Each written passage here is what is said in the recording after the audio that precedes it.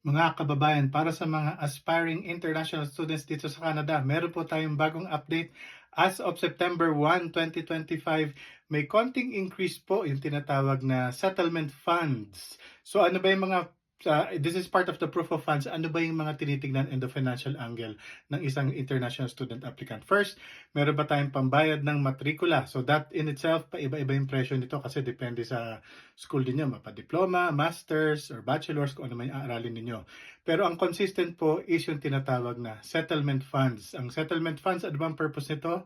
Ang settlement funds po, ito po yung para mag-survive ang bata or ang estudyante nang hindi makatrabaho sa isang year, may sineset na figure ang Government of Canada. Ano ba to? So for starting September 1, 2025, kung kayo po ay magsasubmit pa lamang ng study permit application, tumaas na po from 20,635, I think parang 22,895 na yata. So i-round up na lang natin from 21,000 parang 23,000 na siya ngayon.